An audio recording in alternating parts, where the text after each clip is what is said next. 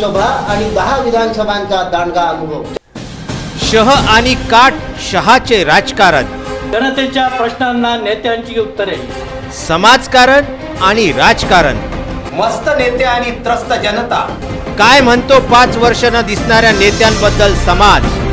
एक बार फिर से अपने राजनीतिक प्रतिद्वंदियों पर उछाला जाएगा कीचड़। काय आहेत सर्वसामान्यांच्या समस्या। जनतेचा कौल कुणाला, भाजपचे ना युतीला की काँग्रेस राष्ट्रवादी आघाडीला। शय और बात के इस खेल में किसकी बनेगी बात और कौन रहेगा खाली हाथ। प्रत्येक गाव आणि शहर हमारे आपकी समस्या जानने के लिए महाराष्ट्रातल्या तमाम जनतेचे प्रश्न घेऊन येत आहोत। बघत रहा निवडणूक रणसंग्राम 2019 फक्त विदर्भ न्यूज आणि VCN न्यूज वरती।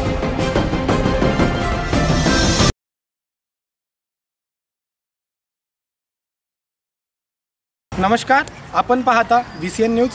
VCN न्यूज प्रस्तुत रणसंग्राम 2019 या कार्यक्रमामध्ये आपलं सहर्ष स्वागत आहे।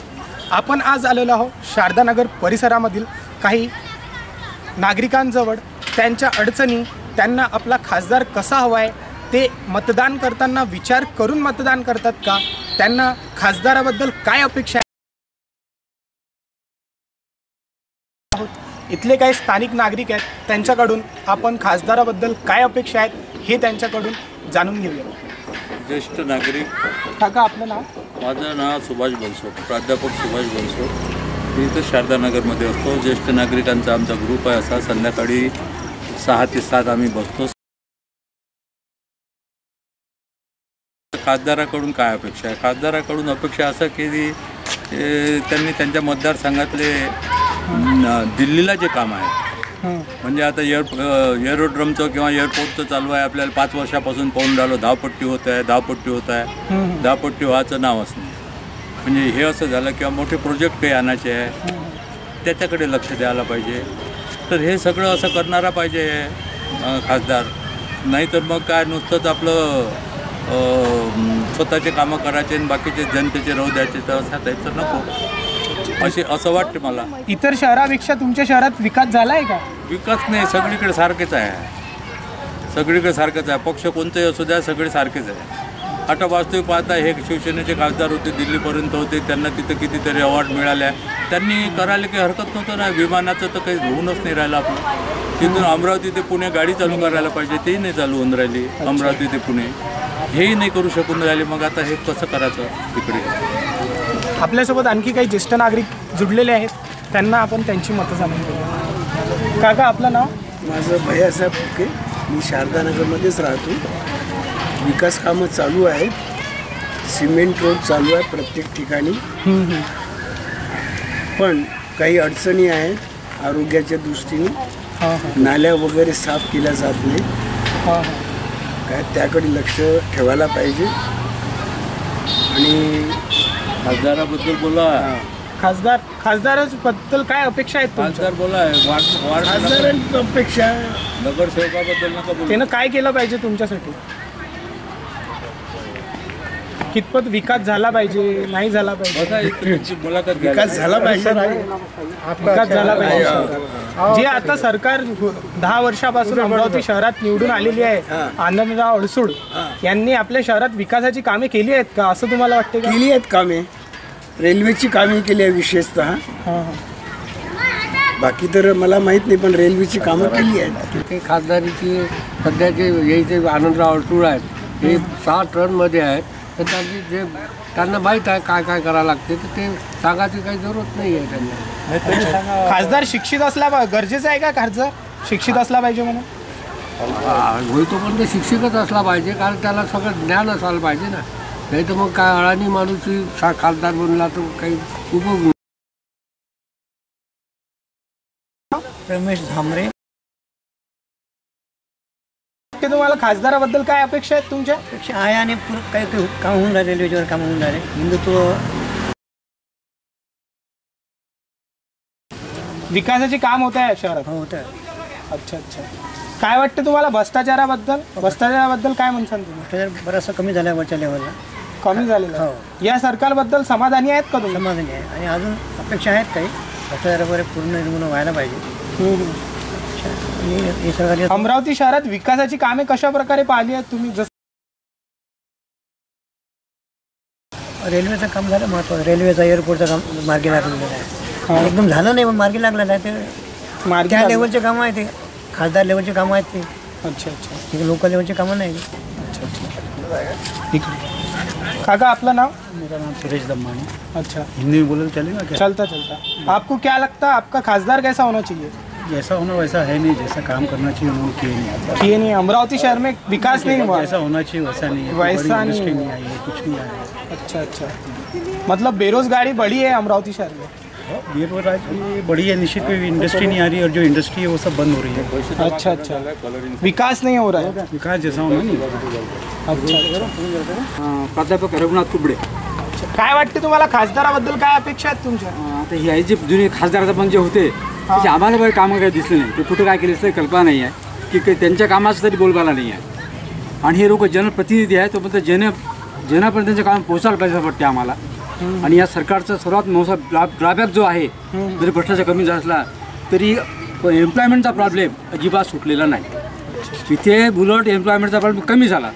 म्हणजे बँकेत मग कुठेही म्हणा, जे लोकसंख्या लागली होती, जे कर्मचारी लागले होते ते उलट कमी झाले. इतके बेकारी वाढली आहे हे इथं नाही समजत, आपला बाहेर आणखी समजते. आणि शेतकऱ्यांचा प्रश्न जो आहे तो सुद्धा निपटलेला नाही आहे. हे जे प्रॉब्लेम्स आहेत दोन मला जे आवडणारे म्हणजे ते म्हणजे मोठे वाटणारे ते म्हणजे एम्प्लॉयमेंटचा. आजच्या युवाच्या भरोशात गोष्टी करतात ते. इतके मोठा युवा आपल्या इथं भारतात आहे पण त्याचा उपयोग काही होत नाही आहे. त्याला फक्त इलेक्शनच्या मार्गात चुकीच्या मार्गाला एवढं मला वाटते की त्याचा उपयोग होतो आहे, दुरुपयोग होतो आहे सांगायचं म्हणजे. आणि त्यांच्याकरता एम्प्लॉयमेंट प्रॉब्लेम निर्माण करणे ही खूप मोठी गोष्ट आहे. आता हे इतकं सगळ्याचे काम चालू आहेत गडकरींचे वगैरे. मी लोकांच्या ज्या तरुण मुलांच्या ज्या मी ऐकल्या आहेत म्हणजे त्यांच्या प्रतिक्रिया ज्या ऐकल्या आहेत त्या अशा आहे की आम्ही आता या मोठमोठ्या मार्गावर जाऊन भीक मागायची काय, हा प्रश्न आहे की तुम्ही एम्प्लॉयमेंटचा प्रॉब्लेम सोडू शकले असते. सांगायचं म्हणजे बेसिक नीड सोडून बाकीच्या बुलेट वगैरे हे या तर आवश्यक आहे म्हणत नाही मी, पण स्टेप बाय स्टेप या गोष्टी झाल्या असं मला वाटत नाही. केंद्र सरकारने इतक्या काही योजना राबवल्यात, त्या योजनेचा तुम्हाला काही लाभ झाला आहे का? नाही, मला तर काही लाभ झाला नाही का सिनियर म्हणून, सिनियर सिटीजन म्हणून. पण गव्हर्नमेंटच्या योजना ज्या आहेत त्या चांगल्या आहेत, परंतु ज्या कमी जास्त वाचना येतात नक्की त्याचा नक्की अहवाल काही जनतेपर्यंत काही खरं पोहोचत नाही. आपको क्या लगता है खासदार के बारे में क्या अपेक्षा है आपकी? खासदार वो पार्टी का होना चाहिए जो देश के विकास को आगे ले जाए, चाहे वो कोई भी हो. और देश का विकास अभी कौन कर सकता है सभी को मालूम है. अच्छा अच्छा, तो आप इनडायरेक्टली मोदी जी को सपोर्ट कर रहे हैं? बिल्कुल बिल्कुल. अच्छा अच्छा, जो डायरेक्टली तो जो 4.5-5 वर्षों से जो सरकार है मोदी सरकार, इस सरकार ने बहुत सारी योजनाएं बनाई थी. उस योजनाएं का आपको लाभ हुआ है क्या? लाभ उठाया है क्या आपने इसका? योजनाओं का लाभ तो वैसे उठाने भाई जो तब जिनको ज़रूरत है उनको पहले उठाना चाहिए. और योजना का लाभ पूरी जनता ले रही है. इतनी स्कीम जो है, आज से 5-7 साल पहले ऐसा था कि गैस आज लिखा हो तो 15 दिन के बाद आता था. आज सवेरे लिखा हो दोपहर को आता है. लंबी लंबी लाइनें सब जगह लगती थी. चीज़ तो वही है. विकास हुआ है, कुछ परिवर्तन हुआ है? बिल्कुल परिवर्तन हुआ है. भ्रष्टाचार पे रोक लगी है और देश को एक नई दिशा, पूरे दुनिया में भारत को जो है एक आज मिला है कि अमेरिका, रशिया जैसे देश भी जो है भारत को एक सम्मानजनक दृष्टि से देखते हैं. सर लेंगे साहेब का अनंत लेंगे. काय वाटते तुम्हाला खासदाराबद्दल काय अपेक्षा आहे? खासदाराबद्दल आता त्यांनी जे विकासाची कामं जी सुरू केलेली आहे, झालेली सुरू आहे, ती स्पीडीली पूर्णत्वाला न्यायचे प्रयत्न करावे त्यांनी. एक महत्त्वाची गोष्ट. आणि जरी आता हे पॉलिटिशियन लोकांमधला भ्रष्टाचार जरी कमी झालेला आहे तरी ब्युरोक्रॅट्समध्ये काही विशेष असा फरक नाही. म्हणजे तो भ्रष्टाचार अजून चालू आहे, तो कसा निपटायचा. सरकारच्या कामगिरीवर समाधानी आहात का? हो, समाधानी तुम्ही दरवेळेस मतदान करता, मतदान विचार करून करता का योग्य उमेदवाराला? विचार करून करता. त्याचा तुम्हाला काही फायदा होतो का मतदान करून? केले जे मतदान वेळातून वेळ काढून तुम्ही मतदान करायला जाता आणि तुमच्या शहरात विकास होतो, त्या मतदानाचा काही तुम्हाला फायदा होतो का असं तुम्हाला विकासाचा स्पीड कमी आहे. मी अंकुश मोरे. काय अपेक्षा आहे तुमची खासदाराबद्दल? खासदारांकडनं ज्या आतापर्यंत ज्या अपेक्षा होत्या, मला असं वाटतं त्या अपेक्षा पूर्ण झालेल्या आहेत. कारण की खासदारांच्या कक्षेत, केंद्र सरकारच्या कक्षेत जे आकाशवाणी केंद्र होते ते अमरावतीला आकाशवाणी केंद्र सुरू झालेलं आहे. त्याच्यानंतर अमरावतीचं जे रेल्वे स्थानक आहे, एक काळ असा होता की त्या आधी अमरावतीच्या रेल्वे स्थानकावरनं फक्त एक गाडी धावायची, ती अमरावती ते बडनेरा, अमरावती ते बडनेरा. पण आज आपण बघू शकतो की तिथं 9 गाड्या धावत आहेत.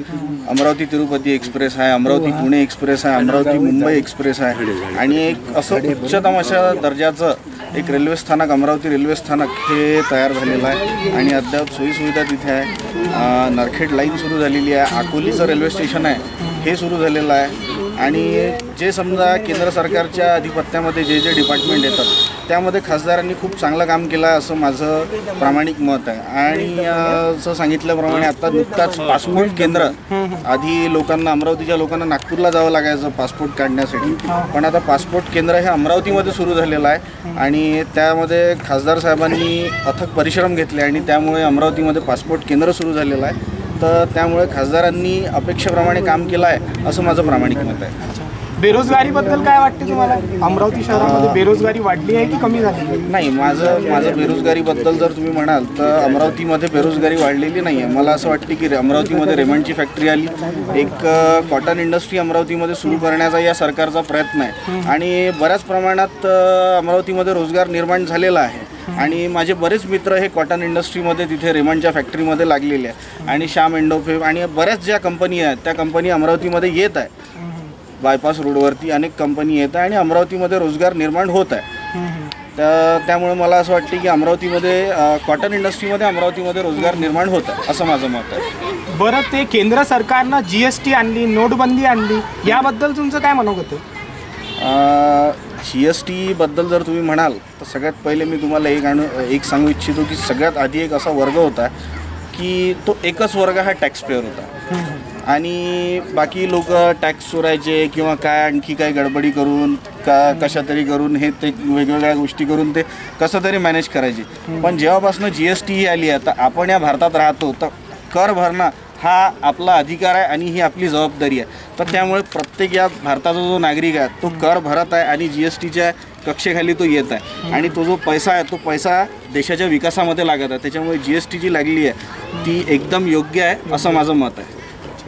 आणि तुम्ही जे नोटबंदीबद्दल जर मला विचारलं तर बऱ्याच जणांचा असा आरोप आहे की नोटबंदी फसली. माझं म्हणणं आहे की बा सर्वसामान्य माणसाला कोणता त्रास झाला नोटबंदीमध्ये? मी एक सामान्य माणूस आहे, मी एक सामान्य व्यापारी आहे. माझ्याकडे माझे 2-2.5 लाख रुपये माझ्या बँकेमध्ये होते, बरोबर आहे. माझे ते पैसे ॲटोमॅटिक मला काही त्रास झाला आणि घरी 3-4 हजार रुपये होते माझ्या घरी, ते नवीन नोटामध्ये मी बदलले. सामान्य माणसाला काय त्रास झाला? जो काही त्रास झाला, ज्यांनी पैसे भरून ठेवले होते, ज्यांनी कॅश जमा करून ठेवली होती घरी ब्लॅकमध्ये, ज्याला आपण काळा धन म्हणतो, तो जो काही त्रास झाला तो त्याला झाला. माझ्यासारख्या तुमच्यासारख्या सामान्य माणसाला काय त्रास झाला? आता इथे जेवढे लोक बसले हे सगळे पेन्शनर लोक आहेत. प्रत्येकाच्या घरी जवळपास सगळ्यांच्या घरी बँकेमध्ये पैसे असतात आणि घरी पैसे असले तर आपल्याकडे 5-10 हजार 20 हजाराच्या वरती पैसे नसतात. ते आपल्याला सहज आपल्याला बँकेने बदलून दिले. त्याच्यामुळे काहीच त्रास झाला नाही नोटबंदीचा. आणि उलट जी नोटबंदी झाली ती देशासाठी फायद्याची होती असं माझं प्रामाणिक मत आहे. बरोबर. मुरलीधर अमृतराव बोलले. काय वाटते तुम्हाला? खासदाराबद्दल काय अपेक्षा आहेत तुमच्या? खासदारांनी प्रत्येक व्यक्तीच्या बाबतीत ॲनालिसिस करायचं झालं तर मनुष्य या नात्याने त्याचा स्वभावानुसार तो नकारात्मक करू शकतो, सकारात्मक करू शकतो. पण समाजाचा आणि देशाचा विचार करू पाहता आम्ही ज्या क्षेत्राशी मी निगडीत आहे, अध्यापन क्षेत्राशी निगडीत आहे, आयुष्यभर अध्यापन केलेलं आहे. आता स्वयं अध्ययन आणि आत्मचिंतन चालू आहे. त्या अनुषंगाने कोणत्याही पक्षाचं समर्थन न करता किंवा कोणत्याही पक्षावर दोषारोपण न करता प्रॉपर ॲनालाइज करणं झालं पाहिजे आणि ते ज्याच्या त्याच्या स्वभावावर. विकासाची परिभाषा म्हणजे काय? विकासाची परिभाषा म्हणजे सर्वसाधारण कॉमन लेवलच्या खाली असणारे ज्यांना जीवन जगणं कठीण जातं अशांचं जीवन जगणं सोपं करणं हे विकासाचं आद्य कर्तव्य आहे. शारदानगर परिसरामधील काही ज्येष्ठ नागरिकांची आपण मतं जाणून घेतली आहेत. त्यांना खासदार कसा हवा आहे, त्यांना खासदाराबद्दल काय अपेक्षा आहे हे मतं आपण त्यांच्याकडून जाणून घेतली आहे.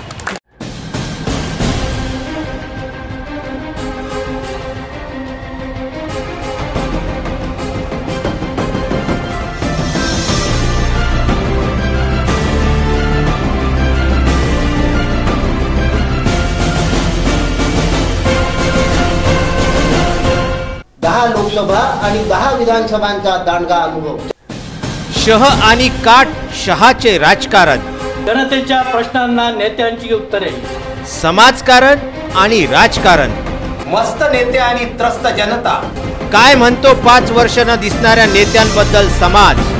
एक बार फिर से अपने राजनीतिक प्रतिद्वंदियों पर उछाला जाएगा कीचड़. काय आहेत सर्वसामान्यांच्या समस्या.